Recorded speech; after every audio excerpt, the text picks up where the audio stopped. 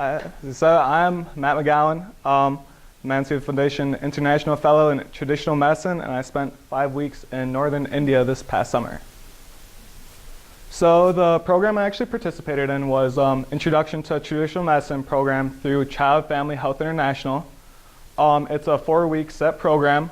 It had 19 participants, 11 of which were medical students and 8 of which were pre-med seniors like myself. I was partnered with Raylene Natwick, who's entering her 2nd year of medical school at University of Minnesota Duluth. And the program is split into like week compartments. So 2 weeks are spent in Dehradun, 1 week is spent in Rishikesh, India, and 1 week is spent in Pati, India, which I will go through now. So the 2 weeks I spent in Dehradun were actually weeks 1 and 4 of the internship. I lived with Auntie along with Raylene. And Raylene and I spent all of our time during the program together. So we were partnered with several different physicians throughout our time. So during the first week, we spent time with Dr. Gandhi, who owns his own hospital in Dehradun. It has about 20 hospital beds, and he sees all the patients that come through. He also sees patients throughout the day. Also partnered with Dr. Nanda, who is a homeopathic physician and operates a walk-in clinic. And Dr. Premnath, who is a 99-year-old Indian man. He has like 5 PhDs and is completely awesome. During this first week, he demonstrated and lectured over Reiki and acupuncture. So then the 4th week of the internship was also spent in Dehradun. And during this week, I spent time with Dr. Joshi, who's a cardiologist at the Doon Hospital, which is the public hospital in Dehradun and is free for all Indian nationals. Again, spent time with Dr. Premnath, who this week lectured over Ayurveda, and again with Dr. Nanda. Also, Dehradun is a small town by Indian terms, but it has like 600,000 people, so in the north. So then the 2nd week of my internship was spent in Rishikesh, India. Rishikesh is located on the Ganges River. It's the yoga capital of the world.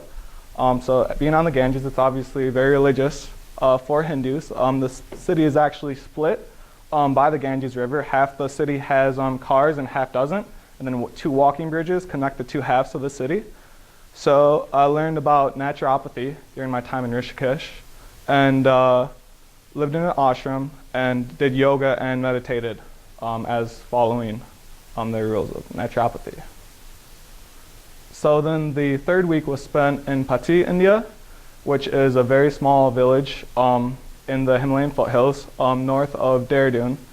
So you have to take a jeep about an hour-and-a-half ride up into the mountains, I guess, and the road literally stops at Pati. We spent time with Dr. Paul, who's an Ayurvedic physician. He's fully funded by CFHI.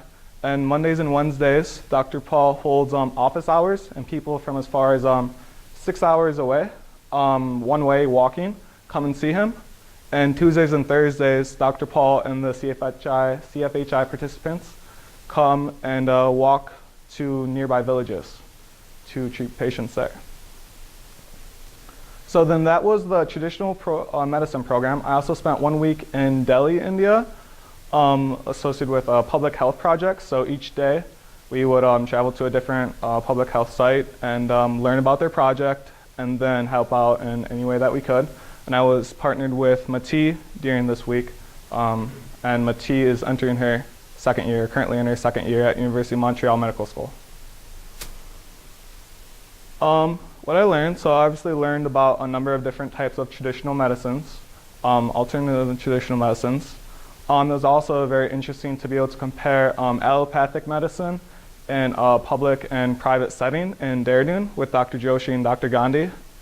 And it was a unique opportunity to hear about from medical students about their experience in medical school and also about their experience in applying for medical school. So India is obviously very different culture, social customs, extreme poverty in a lot of places, especially in the more rural places.